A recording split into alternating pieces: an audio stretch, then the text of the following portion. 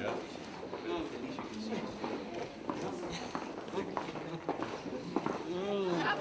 The other one that you've done. Wow, that's really heavy. And each one will come in a silk box as well. But if I could just show you, see, the great thing about using scale, we found, is also children love this scale. They come in groups of 2s and 3s to see it together. And in a school environment, they start talking about the story. So it's good. The idea for here's the thing, when we set a matter, I really sped up, and what we wanted to do was and make the announcement, have it ready, so it just comes. Maybe if you pull this gently this way. Just help the minister.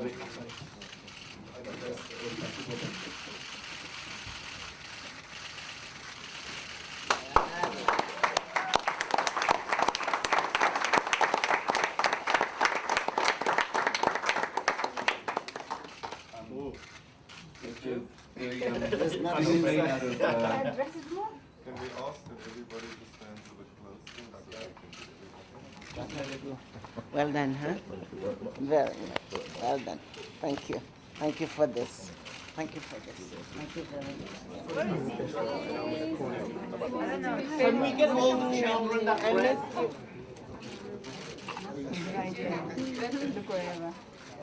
You know, Undaba can put me into anything, any day. We now have Madiba in the most concise way possible, packaged for eternity, for people and generations to come to be able to understand who this man is. He will have left behind not only his legacy, but we will be able to understand, our children and our grandchildren will be able to understand that this is the man who made South Africa the miracle country that it is.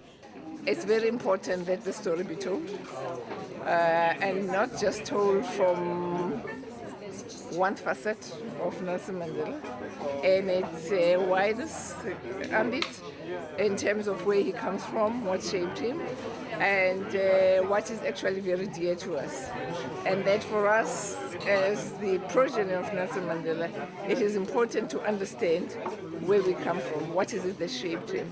Because when we understand him, when we understand what shaped him, we are able to understand ourselves better and carry that legacy forward.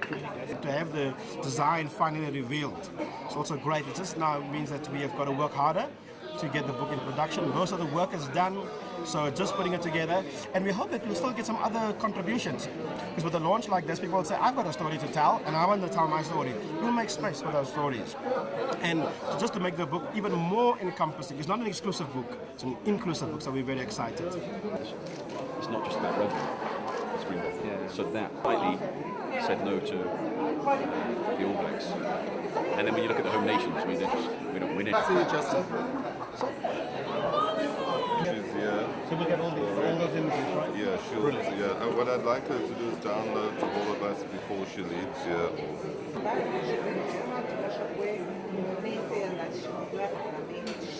Start at about 11:15. And So also, then and also just do that when we start. exactly. Because initially we sort of pause our bit. And very often great still photography in this fast-moving world is often overlooked. And what we're trying to do is create bodies of work using great photography. Great, because it stimulates debate. They start asking questions and they feed off it together. So it was also important for us that we wanted to, in the best way that we felt we could, by creating Opus in honouring Mr. Mandela. In many different ways, he has touched our lives and gave us inspiration in different ways. And this was the best way we felt that we could come together as a group with our partners at Matchworld, Sangari, working with Ndaba at Africa Rising as well, to make sure that we could come together and honour it the best way we could. So as we move along, this story that is told in the Opus is a tapestry which connects us as Mandelas to everything, to everyone, everywhere. And that is what the Opus book really is about. It is about connection of us as the Mandelas with the human spirit of the people globally. Fighting for freedom, Prince Madiba represented the will of the African people, exchanged his precious health and time to conquer hidden fears so subtle. Thank you.